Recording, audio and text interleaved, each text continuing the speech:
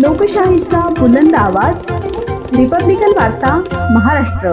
खुले जिल्हा कारागृह पैठण वर्ग 1 येथे पशुवैद्यकीय दवाखाना पैठण मार्फत रोग प्रतिबंधक लस मोहीम। बंदी बांधव आणि जेल पोलीस अधिकारी यांच्या नियंत्रणाखाली जनावरांकडे विशेष लक्ष।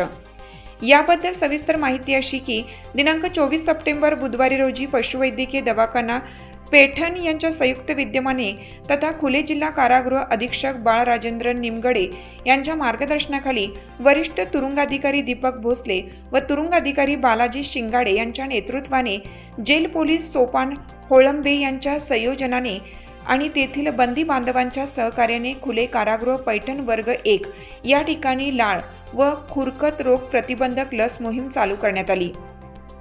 जनावरांची वाढती लोकसंख्या लक्षात घेऊन त्यांना कोणत्याही प्रकारे कुठल्याही रोगाच्या साथीला बळी पाडण्यात येऊ नये याकरिता तेथील अधिकारी आणि बंदी बांधव जनावरांकडे विशेष लक्ष देऊन असतात, त्यांची विशेष काळजी घेत असतात। त्यामुळे मागील दिवसांमध्ये लंपी सारख्या भयानक साथीच्या रोगामध्ये खुले कारागृह येथील जनावरांना वेळोवेळी ज्या त्या रोगाला प्रतिबंध करण्यासाठी लस देण्यात आल्याने जनावरांना त्यांच्या अथक प्रयत्नांनी कधीच लंपीची लागण झाली नाही व कुठल्याही रोगाला ते बळी पडले नाहीत।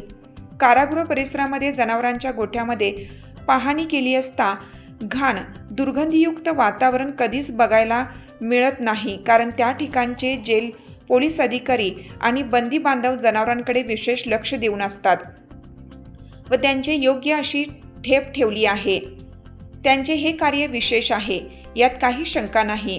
लाळ व खुरकत रोग प्रतिबंधक लस मोहीम या विशेष कार्यक्रम प्रसंगी डॉक्टर आझाद पानसरे, सहाय्यक आयुक्त पशुसंवर्धन पैठण, वैभव देशपांडे, पशुधन विकास अधिकारी पैठण, खुले जिल्हा कारागृह अधीक्षक बाळ राजेंद्र निमगडे, वरिष्ठ तुरुंगाधिकारी बालाजी शिंगाडे, दरंदले प्रताप पशुधन पर्यवेक्षक ज्ञानेश्वर कदम, गायत्री गारे, संयोगिता चुनावले, विवेक गोरडे, सागर औरंगे, जेल पोलीस सोपान होळंबे, विजय जाधव, आदिनाथ डफळ, ज्ञानेश्वर लिंबोरे, दीपक चव्हाण आणि कारागृहातील बंदी बांधव उपस्थित होते।